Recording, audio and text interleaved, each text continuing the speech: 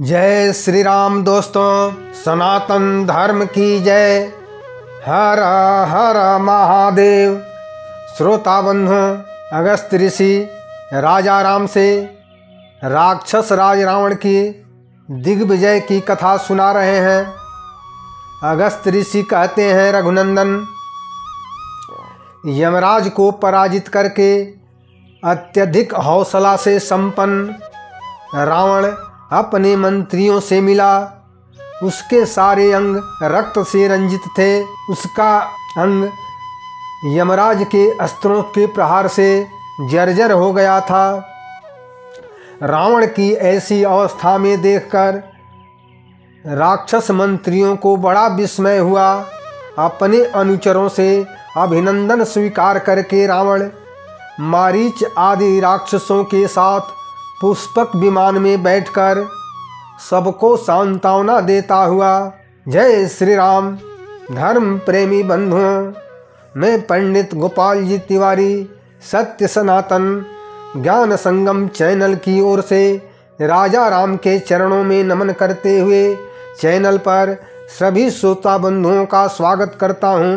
हमारे चैनल का उद्देश्य धार्मिक कथाओं के माध्यम से सभी सनातनियों में जन जागरण करना है, ताकि सनातन धर्म का झंडा पूरी दुनिया में लहराए। सनातन धर्म की जय। हर हर महादेव। श्रोता बंधु, तब रावण रसातल को जीतने की इच्छा से दैत्यों, नागों द्वारा सेवित तथा वरुण के द्वारा सुरक्षित लोक को जीतने के लिए पुष्पक विमान में बैठा हुआ अपने अनुचरों के साथ समुद्र में प्रवेश किया। नागराज वासुकी द्वारा पालित भोगवतीपुरी में प्रवेश करके राक्षस राज रावण नागों को अपने बस में कर लिया। उस पुरी में निवात कवच नामक दैत्य रहते थे, जो ब्रह्मा जी से उत्तम वर प्राप्त कर चुके थे। रावण उन सबको युद्ध के लिए ललकारा। वे दैत्य निवातक कवच सबके सब बड़े पराक्रमी और बलशाली थे। वो दैत्य नाना प्रकार के अस्त्र शस्त्र धारण करके हमेशा युद्ध के लिए उत्साहित रहते थे। उन दैत्यों का रावण के राक्षसों के साथ भयंकर युद्ध आरंभ हो गया। वे राक्षस तथा दानव एक दूसरे के ऊपर शूल, त्रिशूल, वज्र, खड्ग और फरसों से घायल और अंग भंग करके मौत के घाट उतारने लगे। दैत्यों और रावण के राक्षसों का भयंकर युद्ध का समय 1 वर्ष से अधिक बीत गया, परंतु किसी भी पक्ष को विजय या पराजय नहीं हुई। तब ब्रह्मांड के रचयिता पितामह ब्रह्मा जी हंस से जुते हुए विमान पर बैठकर वहां प्रकट हुए। ब्रह्मा जी ने निवात कवचों से उस युद्ध को रोक दिया। श्रोता बंधु, ब्रह्मा जी ने कहा, दैत्यों, समस्त देवता और असुर मिलकर भी युद्ध में राक्षस राज रावण को परास्त नहीं कर सकते।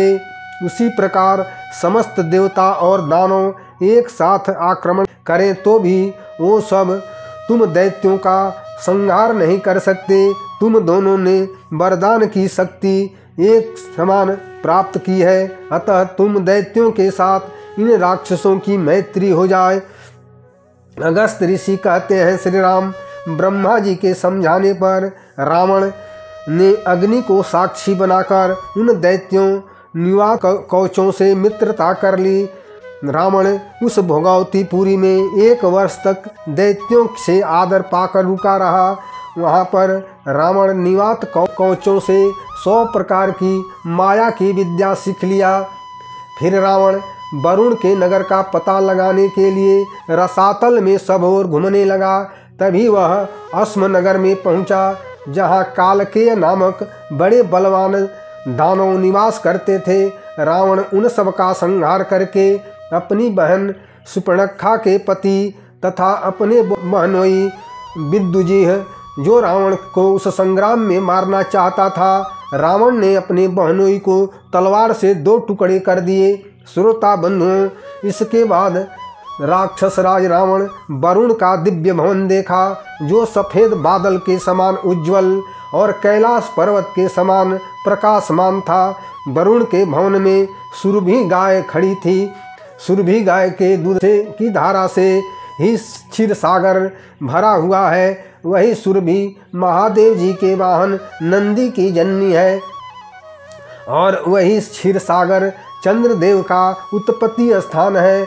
उस अद्भुत गो माता सुरभि को प्रणाम तथा परिक्रमा करके रावण अद्भुत सेनाओं से सुरक्षित वरुण देव के नगर में प्रवेश किया। रावण वहाँ पर तैनात वरुण के योद्धाओं को घायल करके बोला, तुम लोग अपने राजा वरुण देव से मेरी बात कहो कि राजन राक्षस राज रावण आपसे युद्ध के लिए आया है। आकर युद्ध करो अथवा हाथ जोड़कर अपनी पराजय स्वीकार कर लो, फिर कोई भय नहीं रहेगा। अगस्त ऋषि कहते हैं, श्री राम सूचना पाकर वरुण देव के पुत्र और पौत्र, जो सूर्य के समान तेजस्वी और वीर थे, अपने सेनापति और सैनिकों के साथ इच्छा के अनुसार चलने वाले रथों पर आरूढ़ होकर अपनी सेना से घिरे हुए युद्ध स्थल में आए। वरुण के पुत्रों और रावण में भयंकर युद्ध छिड़ गया। रावण के मंत्रियों ने एक ही क्षण में वरुण की सारी सेना को मार गिराया। तब वरुण के पुत्रों और पुष्पक विमान में स्थित रावण के बीच आकाश में भारी युद्ध छिड़ गया।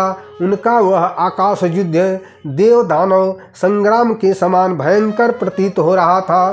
वरुण पुत्रों ने रावण को अपने तेजस्वी बाणों से घायल करके युद्ध से विमुख कर दिया और हर्ष के साथ महान सिंहनाद किया। वरुण के घोड़ा हवा से बात करने वाले और स्वामी के इच्छा के अनुसार चलने वाले थे। रावण का मंत्री महोदर घोड़ों के ऊपर गदा से आघात किया। महोदर की गदा के आघात से वरुण पुत्रों का रथ घोड़े और श्रेष्ठ सारथी सहित टुकड़े टुकड़े होकर पृथ्वी पर गिर पड़े।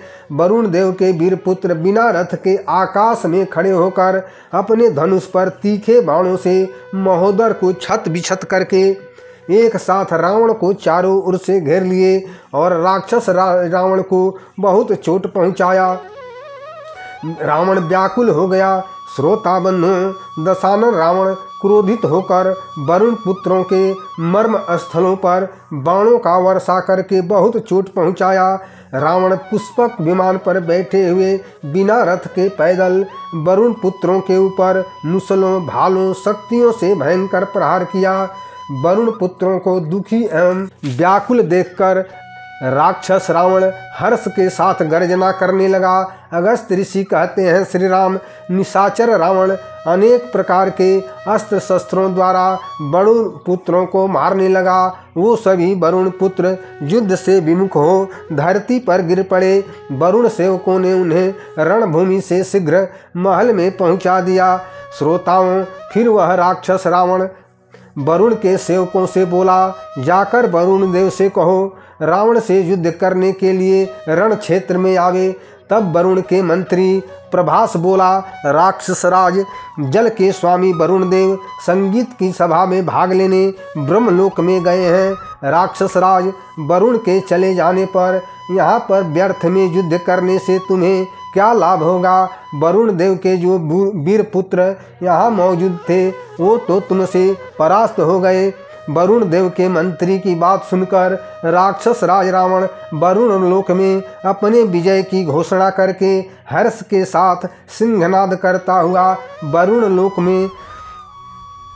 लोक से चला गया और आकाश मार्ग से लंका की ओर चल दिया। जय श्री राम, सनातन धर्म की जय। श्रोता बंधु, वाल्मीकि रामायण से रावण की दिग्विजय की कथा, जिसमें रसातल में जाकर निवातक कवचों से मित्रता करके उनसे 100 प्रकार की माया की विद्या सीखने के बाद में जाकर बलवान काल के दानवों का विनाश करके सुपर्णखा के पति अपने बहनोई की हत्या करने के बाद वरुण लोक पर विजय पाने की कथा का आनंद लेते हुए लाइक करें, शेयर करें, कमेंट करें। चैनल पर नए हो तो सब्सक्राइब जरूर करें। जय श्री राम, सनातन धर्म की जय। हर हर महादेव।